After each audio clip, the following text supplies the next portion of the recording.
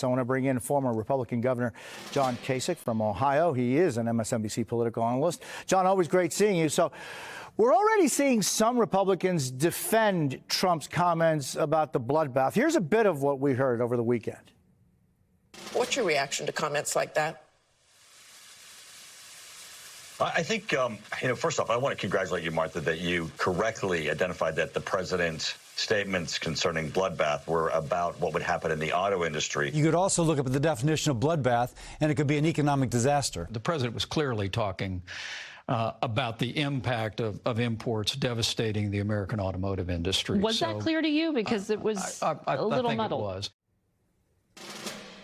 So, John, was it clear to you? I mean, what do you think that the former president meant to say, and then the reaction? He says whatever comes to mind. Apparently, the teleprompter in Ohio wasn't working, the wind was blowing, and, he just goes off on these wild tangents, and then they try to clean it up. So, I mean, that's a signal to these Republicans that don't like him and those independents. On the other hand, I listened carefully to the report from your reporters here about Joe Biden. Part of the issue, Jose, is Trump says some of these crazy things, and people have a tendency, some people have a tendency just dismiss them. But then they look at Joe Biden, and remember, elections, elections always come down to how people feel about the economic security and physical security of their family. So you look at Biden's latest tax proposal. He wants to raise the capital gains tax to like 45%. That kills economic growth. It makes no sense. So what Biden has to realize is he can go and talk about all this infrastructure and everything else, but people are not feeling it when it comes to the economic situation. He's very frustrated, Jose, because he's saying, I deserve credit. I'm not getting credit. I understand that. I felt that myself when I've been doing things or saying things or thinking I'm accomplishing things. So he's frustrated. But right now, people are not feeling the economics. So many people are willing to dismiss what the heck Trump says and just chalk it up as another crazy Trump thing. And that's the issue. John, but then there's the issue of look at the numbers, right? And so let's try just looking at it without any, focus, filter, right. Look at the stock market. Look at the jobs numbers. Look at, record unemployment in the African-American community, record unemployment in the Latino community. There are real things that are economic numbers, but that matter to people. You remember, Jose, when George Bush the first was president, and he started saying in the last year, look how much better the economy is. And he ended up losing the election because people didn't feel it.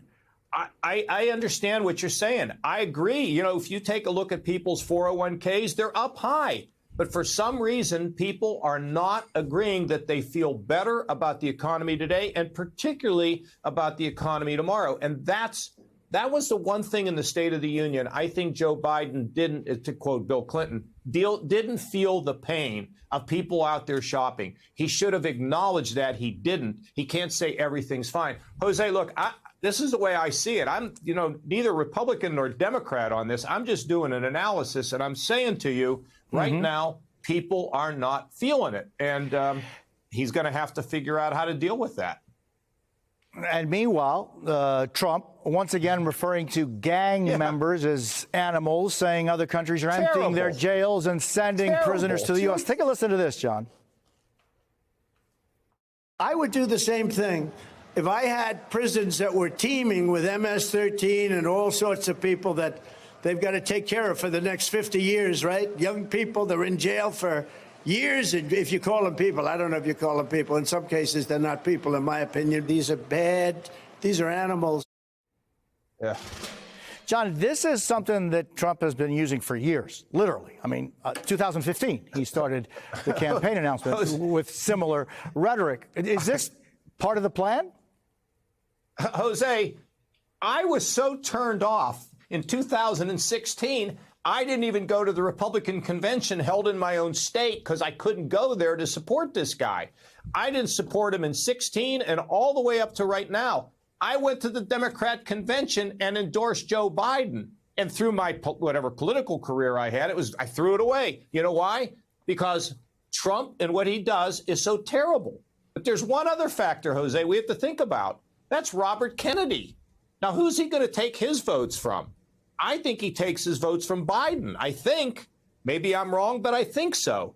So we got very complicated stuff going on, and the Biden people they have to wake up, and they can't just think everything's going to be fine. They got to change what they're doing, change what they're saying, and deal with this third-party influx that could, let's see, I don't want to be a predictor here, but, when it comes to Trump and his rhetoric, there's no bounds, right? There's no bounds. Yeah. And what has amazed me, Jose, are these Republicans that know this language is so horrible, and they turn around and endorse him.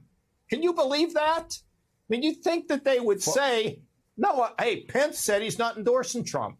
Hurrah for Pence. Where are these other ones? What? Crazy, isn't it? Just makes your head Former Governor spin. John Kasich, indeed does. Thank you very much for being with us this morning. Appreciate it.